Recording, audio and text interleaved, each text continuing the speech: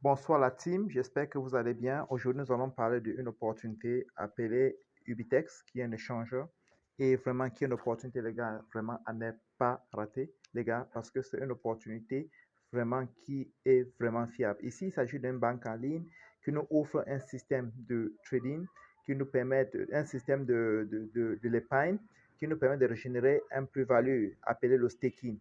Voilà, donc nous allons essayer un peu de voir le Ubitex donc en profondeur. Et cette vidéo va prendre 4 étapes. Nous allons 4 ou 5 étapes. Nous allons faire la première étape aujourd'hui pour l'explication de Ubitech et quelles sont les offres que Ubitech offre. Bonjour, bonsoir aussi. Tout dépendra de l'heure à laquelle vous allez écouter cet audio. Ok, bienvenue à la présentation générale de l'échangeur Ubitex. Voilà, qu'est-ce qu'un échangeur? Un échangeur, c'est une banque dans le domaine de la crypto-monnaie.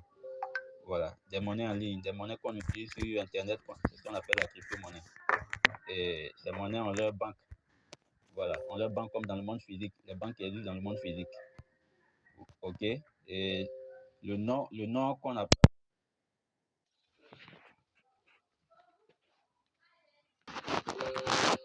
donne aux banques dans le domaine des crypto-monnaies, on appelle ça échangeur. Et il y a un nouveau échangeur qui vient d'arriver sur le marché, qui s'est lancé depuis avril 2024. Voilà, du nom de Ubitex. Ok, Ubitex a été fondé par 2 étudiants, 2 amis, du nom de Alexander et Nick. Voilà, ils étaient tous à l'université de Cambridge, en Angleterre. Voilà, c'est de là-bas qu'est née leur passion pour la technologie blockchain. La technologie blockchain, c'est la technologie qui a permis de créer la crypto-monnaie. Voilà, et comme ces deux techniciens, c'est là-bas qu'est né leur amour pour cette technologie. Et ensemble, ils ont créé un robot qu'on appelle Fly Leopard. D'accord, un robot doté d'une intelligence artificielle de très haut niveau. Et en 2021, il y avait un concours mondial dans le domaine de la technologie, de l'informatique, de la blockchain, de la crypto-monnaie, qu'on appelle communément hackathon.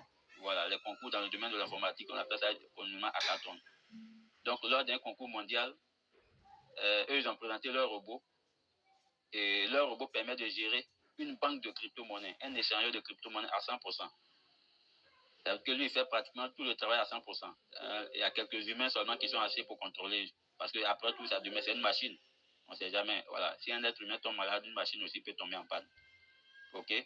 Donc, c'est comme ça qu'ils ont présenté leur robot dans le domaine de la gestion des échangeurs de crypto-monnaies, donc des banques de crypto-monnaies. Leur robot Fly Leopard, qui est doté d'une intelligence artificielle. Et ils ont gagné le plus grand prix au cours de ce concours. Voilà. En tout cas, en termes de robots, pour la gestion des échangeurs, c'est eux qui ont gagné le plus grand prix. Voilà, ils ont été premiers.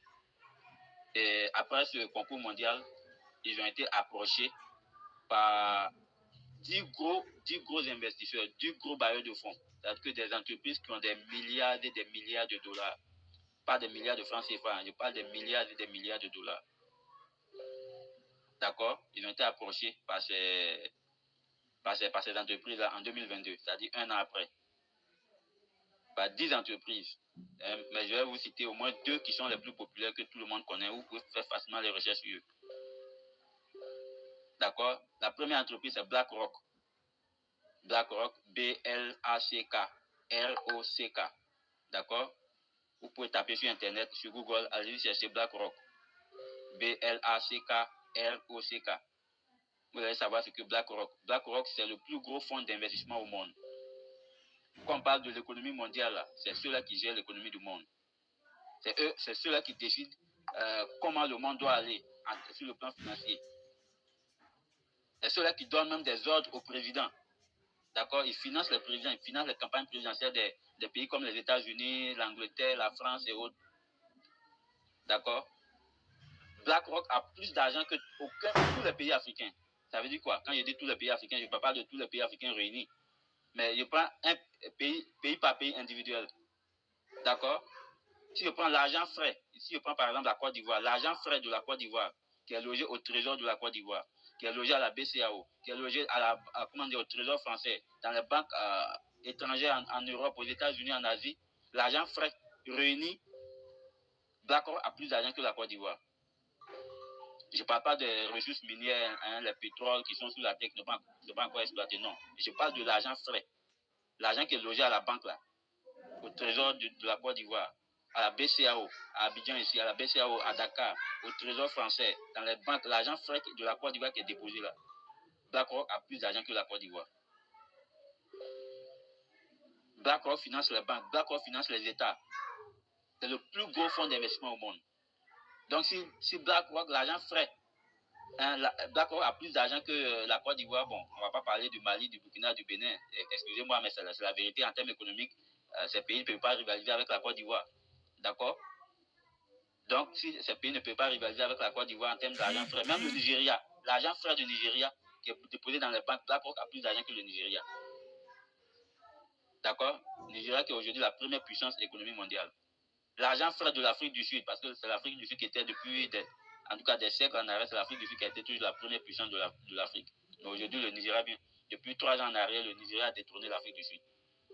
Même l'argent frais de l'Afrique du Sud, de l'Égypte, de la Tunisie, de ces pays, du Maroc, l'argent frais déposé à la banque, BlackRock a plus d'argent que ces pays.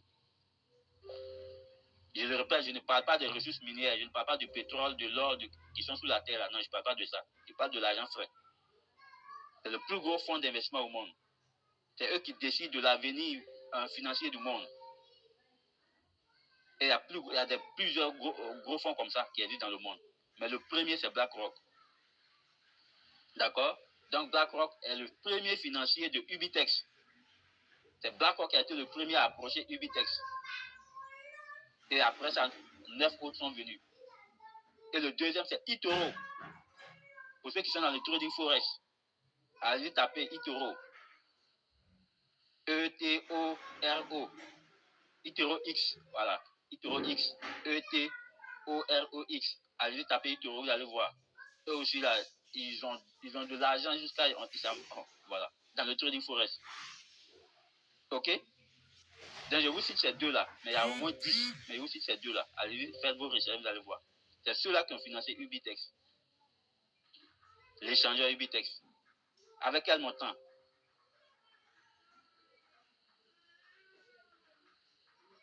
Plus de 20 millions de dollars. 20 millions de dollars pour financer Ubitex.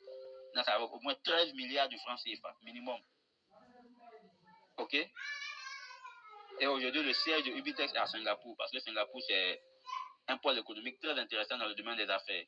En Asie, Singapour, Singapour, Hong Kong, c'est des lieux où tu veux faire des affaires dans le domaine de la finance. Il faut s'installer, tu es à l'aise. Ils sont très ouverts d'esprit. Hong Kong et Singapour. Donc, il n'y a pas d'amèdement. Donc, Ubitex le siège de Ubitex à Singapour. OK? Et aujourd'hui, Ubitex a 14 partenaires. Au lancement, déjà, Ubitex a 14 partenaires. Mais je vais vous citer les partenaires les plus populaires que vous connaissez. Le premier partenaire de Ubitex, c'est Binance Lab. Binance Lab, c'est le laboratoire de Binance. C'est là-bas que se trouvent les experts de Binance qui analysent les projets de Binance, qui analysent les projets qui arrivent, qui font ce qu'on appelle la veille concurrentielle. C'est-à-dire, ils disent à Binance, au directeur général de Binance, ah, voici, il y a telle structure qui est en train de venir à tel projet. Si on ne fait pas telle chose, ils vont venir casser Binance. Donc, faisons telle chose pour les contrecarrer. Voilà. Au pire des cas, allons-y financer. Au pire des cas, allons-y être partenaires si on ne peut pas financer. Donc, Binance Lab, c'est le Binance Laboratoire. C'est là-bas que les cerveaux de Binance, les experts de Binance sont là-bas pour analyser les projets, pour étudier le marché à chaque seconde. Binance Lab est partenaire de Ubitex. Après Binance Lab, il y a PancakeSwap. D'accord? PancakeSwap aussi, c'est un échangeur. C'est une banque dans le domaine de la crypto-monnaie. Seulement que eux, c'est une banque décentralisée. C'est-à-dire c'est une banque qui n'a pas de racines. Personne au monde ne peut arrêter PancakeSwap. C'est une banque décentralisée. C'est une banque qui n'a pas de racines. Et ils sont logés dans la blockchain de Binance. Bon, en arrière-plan, il y a des on dit même qu'ils disent que ça appartient à Binance. Bon, là, je n'ai pas cette confirmation-là. D'autres disent que ça appartient à Binance. Je n'ai pas cette confirmation, mais au moins, PancakeSwap est logé dans la blockchain de Binance. D'accord? Eux, c'est un échangeur aussi, c'est une banque aussi, mais eux, c'est décentralisé. Ça n'a pas de racines. Ils sont partenaires de Ubitex. Le troisième partenaire, c'est CoinMarketCap. CoinMarketCap, c'est un journal en ligne. Si tu veux faire des recherches sur un projet blockchain, une monnaie, tu vas sur CoinMarketCap pour avoir toutes les informations sur la monnaie. Et ça a été racheté par Binance il y a quelques années en arrière. Donc, ça appartient à Binance. OK? Si vous partez sur CoinMarketCap, il y a plus de 700 et quelques échangeurs, plus de 700 et quelques banques de crypto-monnaies. Et vous allez voir Ubitex là-bas. Et je vais mettre le lien de Ubitex, de Ubitex sur CoinMarketCap dans le groupe ici. Vous pouvez vérifier pour avoir toutes les informations sur Ubitex. Ubitex est répertorié sur CoinMarketCap. Donc, CoinMarketCap est partenaire de Ubitex. Après CoinMarketCap, il y a CoinGecko. CoinGecko, c'est le concurrent de CoinMarketCap dans l'espace anglophone. Dans l'espace francophone, nous, on utilise beaucoup CoinMarketCap pour faire nos recherches. Mais les anglophones utilisent beaucoup CoinGecko. Mais CoinGecko est encore plus crédible que CoinMarketCap, ça je vous le dis.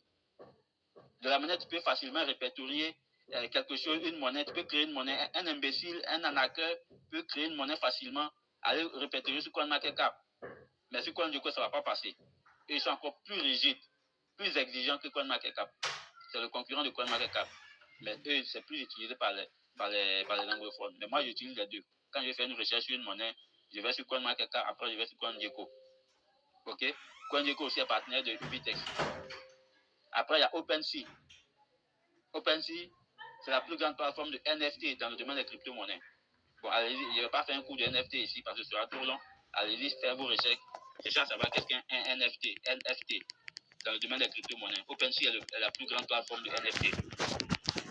OpenSea est partenaire de Ubitex. Après, il y a Polygon. C'est une blockchain. Et ils ont leur crypto-monnaie qu'on appelle Matic. Polygon est partenaire de Ubitex. Après, il y a Solana. Solana, c'est une blockchain aussi. Qu'ils ont leur crypto-monnaie qu'on appelle Sol. S-O-L. Ou bien, bon, les gens appellent même la crypto-monnaie aussi Solana. Mais en réalité, c'est Sol. Eux aussi sont partenaires de Ubitex. Donc, il y a au moins 14 comme ça. Mais je vous ai cité les plus populaires que tout le monde connaît. OK? Et Ubitex, aujourd'hui, Ubitex, à sa sortie, est venu avec 3 licences. Les 3 licences les plus compliquées au monde. Les 3 licences les plus difficiles à avoir. Les 3 licences qu'on a, une fois que tu achètes, tu peux opérer partout dans le monde entier. Ubitex est venu avec ces 3 licences. Et la première licence, c'est le MSB, Money Service Business du Canada. Vous savez que Binance a quitté le Canada parce que Binance n'a pas pu remplir les conditions. Binance existe au Canada. Et Ubitex a eu le MSB du Canada. Ubitex a eu le MSB des États-Unis. C'est la licence encore. Vous savez que Binance aussi vient de quitter les États-Unis. Parce que Binance n'a pas pu remplir les conditions là-bas pour avoir le MSB de là-bas. Binance n'existe plus aux États-Unis. Et après, il y a le Lost Track de l'Australie. Binance n'existe pas en Australie. Sinon, ils existent, mais ils fonctionnent d'une manière, je dirais, anonyme, à travers d'autres, les VPS et autres. D'accord? Donc, Ubitex a ces 3 licences les plus compliquées au monde. Le MSB du Canada, le MSB des États-Unis et l'Austral de l'Australie. Donc, ça permet à Ubitex d'être fonctionnel partout dans le monde. Jusqu'à preuve du contraire, aucun pays ne peut bloquer Ubitex. Maintenant, peut-être que le jour où Ubitex va avoir un bureau physique dans certains pays au monde, par exemple en France, la Ubitex est obligé d'avoir le certificat, l'agrément français qu'on appelle le PSAN, prestataire de services d'actifs numériques, PSAN, que Binance a ça. Parce que Binance a un bureau physique en France. Donc, si Ubitex veut avoir un bureau physique en France, Ubitex sera obligé d'avoir ce certificat avant de s'installer en France. C'est pareil aux États-Unis, c'est pareil en Angleterre, c'est pareil en Suisse, c'est pareil à Dubaï. Mais tant que Ubitex ne veut pas de bureau physique, veut rester seulement à son siège et puis opérer en ligne, avec ces 3 licences, Ubitex peut opérer partout dans le monde entier. D'accord? Donc, voici, chers amis, la présentation générale de Ubitex, qui est une banque en ligne, qui est une banque de crypto-monnaie, un échange de crypto-monnaie. OK? Donc, ici, investir à Ubitex, c'est comme si vous êtes en train d'investir dans une banque, dans le monde physique. Donc, ici, il n'y a aucun doute, le risque est pratiquement nul.